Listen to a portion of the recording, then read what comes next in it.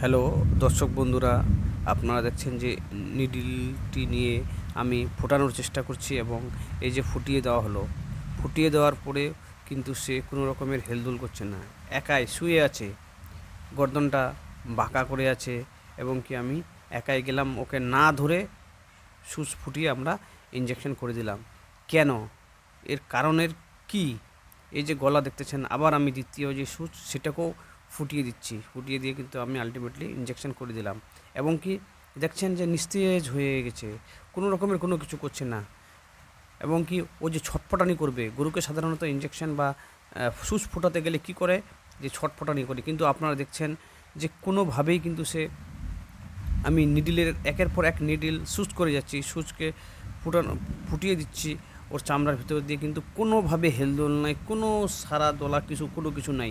মোটা মোটা নিডিল বা সুচ পিক করানোর পরেও, ফোটানোর পরেও কিন্তু কোনো কিছু হচ্ছে না, সে একেবারে নিস্তেজ হয়ে আছে এবং কি দেখছেন যে তার যে একটা শরীরের যে অঙ্গভঙ্গি, সেই যে কান এবং কি লেজ কিছুই নাড়াচ্ছে না। তো এত বড় একটা যে একটা গরু, এই গরুকে কিন্তু কোনো কিছু না করেই করাচ্ছে, এর ভিতরে কি হয়েছে, কেমন এরকম হলো যে আমরা ইঞ্জেকশন করে যাচ্ছি? কিন্তু ঘটনাটি কি ঘটেছিল মালিকের মুখে একটু শুনুন। মানে কখন থেকে সমস্যাটা মানে ভাবছেন? মানে এই সকাল 7টা থেকে। এমনি বসে আছে গরুটা? না, বসে নাই, ছিলাম ওই ঘরতে ছিল। হ্যাঁ। ঘর থাকি বিড়াই না, ঘর থেকে বেরোয় না? বিড়াই না। হ্যাঁ। ঘর থাকি বিড়াই নাতে মুই ওই ঘরতে সেটা খেত দিয়া তোমার হুম ওরা গিরগির আছে না, হুম হুম। ওই হাটে না, মুখে দাঁড়িয়ে কবিতা জ্বর আছে নাকি তোমরা হাঁটে না তো বাড়িতে থাকলে না, এটি আনলেন কিনা? আসলে না হাঁটিয়েছি, তারপরে হাঁটিয়েছিল, আসি হাটে বাঁধি দিয়েছে। মুই মুই মোড়ে বোকামি হয়ে গেল, কিন্তু তো যেটা ঘাস খাম করে চড়ে বেড়াতো, সেটাই এসে দুই মুখ পাতি খাসে খাসে তুমি খাও। এলা তো খাই না, একেবারে শুয়ে ডিটেল হয়ে গেছে গরু। একদম খাই না, ওই জন্য মুই তো দরিদ্র তো নজর সেলাই না। ঠাকুরের কথা তুমি তো বাপ কথা, মুই তো মোবাইল টিভি পারো না, আর ডাক্তারের ফোন নাম্বারটা না গাড়ে বলি একবারে ঝিম ধরে না। দেখো তো গরুটা। হ্যাঁ, চাপে গিয়ে যাবে না।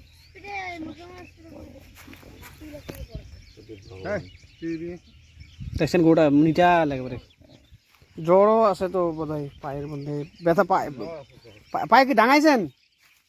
কোনো নামই তো কবার পাবো না, পায়ে তো ডাঙা নাই, কিন্তু ওই চোখটা একটু খোলো তো। দিয়ে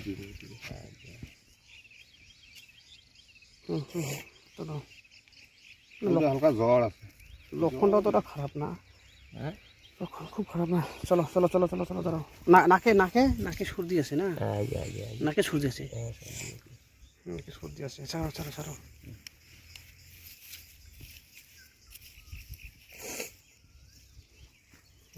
ঠিকই আছে।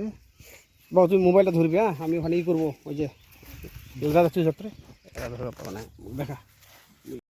এতক্ষণ ধরে আপনারা যে গরুর মালিক আছে বা ওনার, তার মুখ থেকে শুনলেন যে কি হয়েছিল, সকাল থেকে গরুটির কি সমস্যা ছিল, কি হয়েছিল। সকালে বার করার পরেই দেখে যে মানে পুরো একেবারে শরীর ছেড়ে দিচ্ছে, শরীরে কোনো বল নাই, সে দাঁড়াতে পারছে না, তার পায়ের মধ্যে আঘাত হয়েছে কিনা সে ব্যাপারেও কিন্তু আমি জানার চেষ্টা করলাম এবং কি ওর যে মানে নাকের কি অবস্থা, শ্বাস প্রশ্বাসের কী অবস্থা, চোখের কি অবস্থা, সমস্ত কিছুই কিন্তু আমি দেখলাম এবং দেখে নিয়ে কিন্তু আলটিমেটলি আমি সমস্ত কিছু ডিসিশন নিয়ে এই যে ইঞ্জেকশন পাতে নিয়ে আমি রেডি হচ্ছি, তাকে কিন্তু আমি ইঞ্জেকশন করাবো এবং কি একের পর এক আমি কিন্তু ট্রিটমেন্ট কী করে হয়েছে সেটা আমি বলবো এবং কি আমরা দেখাবো কি ইঞ্জেকশন আমরা করতেছি, কেন করতেছি, আমি টোটালটাই বলবো। এই যে ইঞ্জেকশনটা, এই ইঞ্জেকশনটা কিন্তু অ্যাকচুয়ালি হচ্ছে ওর একটু টেম্পারেচার ছিল, অর্থাৎ শরীরে জ্বর ছিল, জ্বরের জন্যই কিন্তু আমি এই ইঞ্জেকশনটা করছি এবং এই ইঞ্জেকশনটা আমি রেডি করেছি। তো এই ইঞ্জেকশনটা প্রথমেই করা হয় এবং কি করে করছি আপনারা দেখুন। ইঞ্জেকশন আমরা রেডি করে যখন ইঞ্জেকশন করার জন্য আমরা রেডি হয়ে যাচ্ছি, তখন দেখেন যে গরুটা কিন্তু পুরো দুর্বল, মানে মনে হচ্ছে যে তার কোনো রকমের বল নাই, তার যে শরীরের যে একটা এনার্জি, তার যে শরীরের যে একটা উদ্দীপনা, সেই সমস্ত জিনিস কিন্তু কোনো মতেই লক্ষ্য করা যায়। আমি নিয়ে গিয়ে সুচও ফুলে দিলাম, আপনারা দেখছেন। অন্য গরু হলে সুচ ফুললে লাফিয়ে চলে যায়, অন্য গরু হলে সে ছটফটনি করে। আপনারা আমরা আগের ভিডিওতে দেখেছেন বা আমার একটা শর্ট ভিডিও আছে যে বেঁধে ফেলে তারপরে আমরা ইঞ্জেকশন করছি, মানে এই গরু এমন ঝাটকাঝাটকি করবে, কিন্তু এই গরু দেখছেন সে উঠার ক্ষমতা নাই, একাই ইঞ্জেকশন করে দিয়ে চলে গেলাম। এই যে একটা বয়স্ক যে জেঠুটা আছে উনি কিন্তু আলটিমেটলি ধরে একটু ম্যাসেজ করতেছেন। তো ওই গরুর যা বয়স বা এই গরুর যা ওয়েট, সুস্থ থাকলে কিন্তু আমরা ধরে ওকে করতে পারতাম না। মানে আমি এই কথাগুলোর মাধ্যমে আমি বোঝাতে চাইছি যে তার কন্ডিশন, তার যে অবস্থা অ্যাকচুয়ালি কতটা খারাপ হয়ে গেলে বা কতটা দুর্বল হয়ে গেলে এরকমের একটা জিনিস হয়। তো আমরা ফার্স্ট ইঞ্জেকশন করলাম। ফার্স্ট ইঞ্জেকশন করার পরে কিন্তু আমরা এখন সেকেন্ড ইঞ্জেকশন করব। আমরা যে সেকেন্ড ইঞ্জেকশন করব এটা হচ্ছে একটা অ্যান্টি হিস্টামিনিক ইঞ্জেকশন, অর্থাৎ অ্যান্টি অ্যালার্জেটিক যে ইঞ্জেকশনগুলো হয় সেই ইঞ্জেকশনের মধ্যে একটা ইঞ্জেকশন। এবং কি আমরা দেখেছিলাম যে নাকের একটু সর্দিও আছে এবং কি তার একটু কিন্তু অ্যালার্জিক একটা মানে অবস্থা আছে, এবং তার যে অ্যালার্জিক একটা শরীরের মধ্যে প্রভাব রয়েছে, এবং এই অ্যালার্জির প্রভাবকে যেন আমরা দূর করতে পারি, অ্যালার্জিটাকে একটু সাপ্রেস করতে পারি, তার জন্য কিন্তু এই ইঞ্জেকশনটা করা হলো। তো ইঞ্জেকশনগুলো যে আমরা করতেছি সমস্তগুলাই কিন্তু আইএম, অর্থাৎ ইন্টারমাসকুলার ইঞ্জেকশন। ইঞ্জেকশনের ভাগ কী, ইঞ্জেকশন কয় ভাগে ভাগ করা যায়, কেমনভাবে হয়, কি হয়, আমার ডিটেলস ভিডিও আছে। আপনারা যারা দেখতে চান বা জানতে চান তারা কিন্তু আমরা ওইখানে গিয়ে ভিডিওগুলো দেখতে পারবেন। আর আমি সবাইকে বলে রাখি, আপনারা দেখুন, কিন্তু আপনারা যদি এই ব্যাপারে কোনো রকমের অভিজ্ঞ বা এক্সপার্ট বা ট্রেনিং প্রাপ্ত না হন তাহলে নিজেরা বাড়িতে ট্রাই করবেন না। আমার এটা জাস্ট এটা দেখানো হচ্ছে, এটা একটা শিক্ষামূলক একটা ব্যাপার, এটাকে কপি করে কেউ করবেন না। যদি আপনাদের সমস্যা হয় তাহলে কিন্তু যারা এই চিকিৎসা জগতের সঙ্গে জড়িত আছে তাদেরকে ডাকবেন, আপনারা কিন্তু নিজেরা কখনোই চেষ্টা করবেন না বাড়িতে।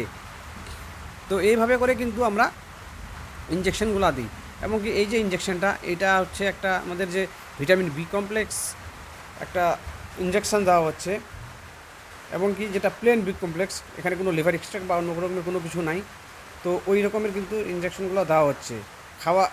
সে খাবার খায়নি, অর্থাৎ খাবার রুচির জন্যই কিন্তু এই রকমের ইঞ্জেকশনগুলো দেওয়া হচ্ছে। বি কমপ্লেক্স জাতীয় যে খাবার রুচি বাড়াবে, এবং সেই জন্যই কিন্তু করা হচ্ছে। একটা ভিটামিন জাতীয় ইঞ্জেকশনও এখানে করা হচ্ছে। এবং শরীরের যে নিস্তেজতা, ভিটামিনটা আমরা কেন দিচ্ছি, শরীরের যে নিস্তেজতা, শরীরের যে একটা দুর্বলতা, সেই জিনিসটা, এবং কি সবথেকে বড় কথা তার যে খাওয়ার যে ব্যাপারগুলো আছে, সেটা আমরা ভিটামিন বি কমপ্লেক্স ডেফিসিয়েন্সি আমরা যদি পড়ে থাকি বা আমরা যদি জেনে থাকি তাহলে দেখবো যে অনেক কারণে কিন্তু গর্দান মানে বাঁকিয়ে রাখে, মানে বাঁকানো হয়, সেটারও একটু যদি ঘাটতি থাকে সেটাকেও একটু পূরণ করবে, এবং কি সে যে রোগটা সেটা থেকেও বাঁচাবে। এই সমস্ত কারণ দেখেই কিন্তু আমরা একের পর এক ইঞ্জেকশন করি, গেলাম ধরলাম দেখলাম ইঞ্জেকশন মারলাম করলাম, ওইভাবে করলে কিন্তু কখনোই হবে না।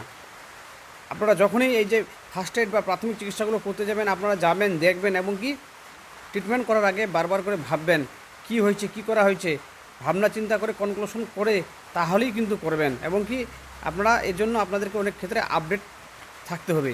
তো আমরা কিন্তু এই যে ইঞ্জেকশনটা কিন্তু আমরা আইভি করাছিলাম, কিন্তু যেহেতু একটু ভেন সাপ্রেস হয়ে গেছে, তাই মানে এখানে না করে আমরা এটাকে ওর যে আপার লেভেলের যে মাংস আছে, হ্যাঁ, সেখানেই কিন্তু আমরা করব।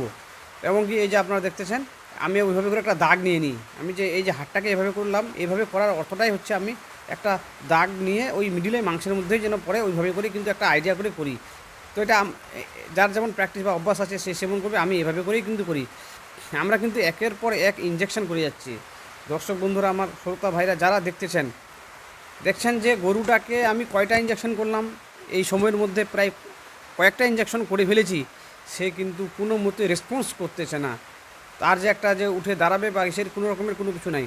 কিন্তু একটা জিনিস লক্ষ্য করা যাচ্ছে যে এই যে ইঞ্জেকশনগুলো করলাম, এই ইঞ্জেকশনগুলো করার পরেই কিন্তু আলটিমেটলি একটু এই যে কান নড়াচ্ছে, একটু লেজটা নাড়াচ্ছে, এতক্ষণে কিন্তু মাথাটাকেও সোজা করে নাই আর লেজটাকেও কিন্তু নাড়ায়নি। কিন্তু এখন দেখছেন আপনারা সুন্দরভাবে কান নড়াচ্ছে এবং কি একটু সোজা হওয়ার চেষ্টা করছে, বা ওর মধ্যে একটু এনার্জির সোজা হওয়ার চেষ্টা করছে, বা এবং মাথা টাথা নাড়াচ্ছে, সত্যি একটু ভালো লাগছে।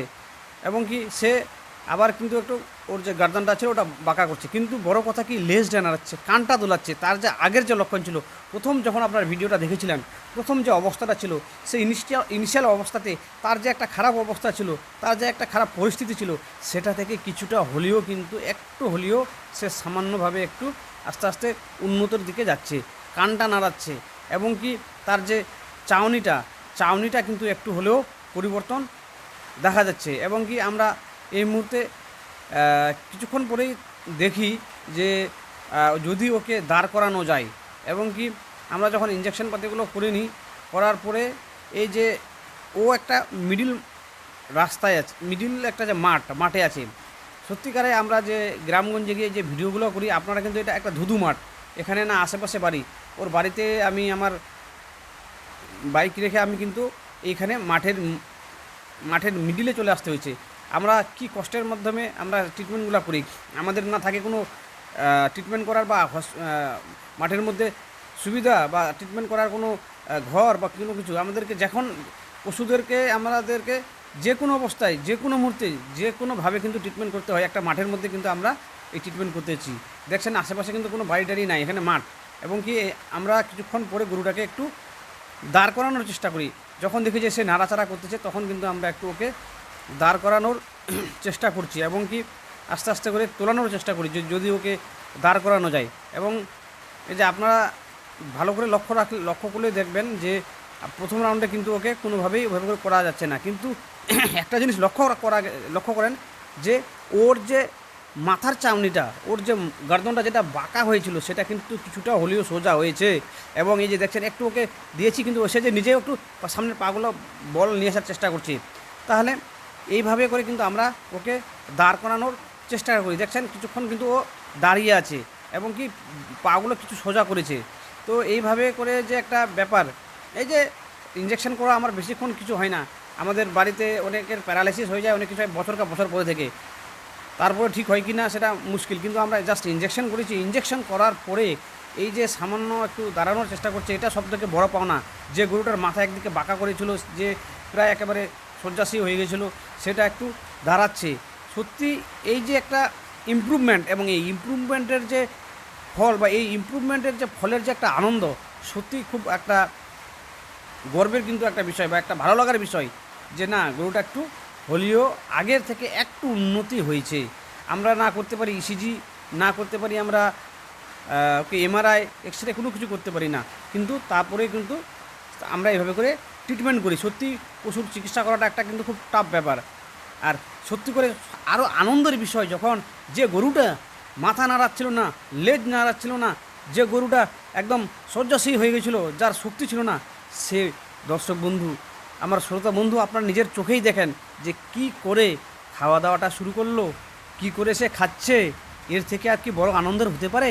সত্যি আল্লাহর কাছে, ভগবানের কাছে, জেসাসের কাছে আমার কৃতজ্ঞতা যে এইরকম একটা সুযোগ দিয়েছে, একটা বোকা জীবের পাশে এসে দাঁড়াতে পেরেছি।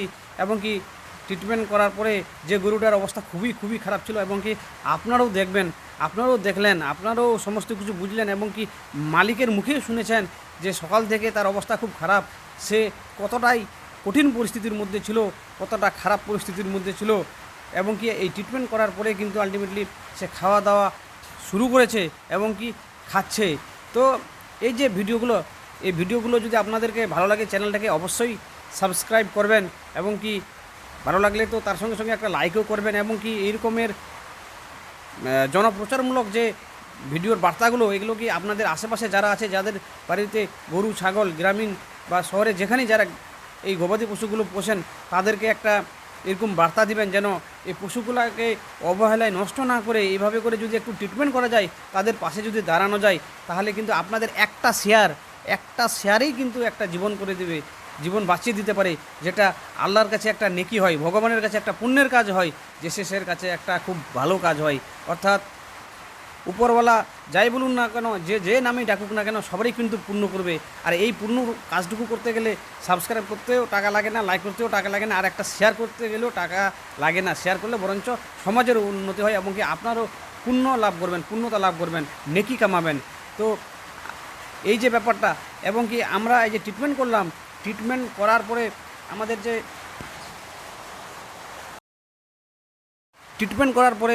যে গরুর যে মালিক ছিলেন, যে এই গরুর যে মালিক, তিনার মুখে শুনবো তিনি কেমন রিয়াকশান করতেছেন এবং তিনি কি বলতেছেন।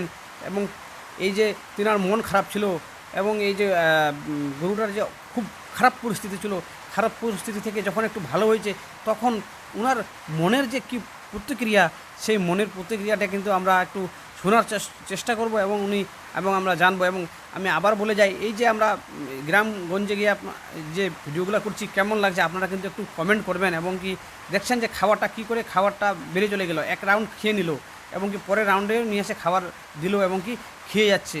তো চলুন আমরা আমাদের যে মানে এই পশু খামারি ভাইটি আছে ওনার মুখে শুনবো, বা পশু খামারি যে আমাদের যে গরুর মালিক যিনি আছেন তার মুখে শুনবো যে তার গরুটা কেমন খাওয়া দাওয়া লাগছে করতে ভালো লাগছে তো আপনাকে? ওনাকে। ভাল না নাকি আর কোন কথা খাই না ছিল মনটা খারাপ মোর ভাড়া বলে কি মনে মন দেখে দিয়েছে। না এখন এই যে খাওয়া দাওয়া শুরু করলে কিছু তো ভালো লাগছে না, গরুটাকে ভালো লাগছে, সবাইকে ভালো লাগছে না কি ভাই? হ্যাঁ ওই জন্য গোবিন্দর নামে একটা দড়ি টড়ি হসপিটাল না না মুইও যে কাজটা শুরু করুন গোবিন্দর নাম নিয়ে না শুরু করুন, তাই না? পুরো ওইটা কাটা গোবিন্দর নাম নিয়ে মুইও যত কিনে পারো ওই গরুর ঝাড়া পোকার মতো নিয়ে হইনা সেগুলো নিয়ে গেল। না তোমাকে একটা কাজ করে লাগে আলা কি জানেন তো, মানে কিছু ভালো করে একটু জল টল নিয়ে খাওয়ার লাগবে ওকে। হ্যাঁ ঠিক আছে, জল ভাতের মাঠটা দিয়ে জল হ্যাঁ যাবে। ওই জায়গায় চো ভাই চো আর না রে হ্যাঁ অনেকক্ষণ খাইলে যাক, অনেক গল্প গুজব হইলো। না খাবে এলা হুম এলা তো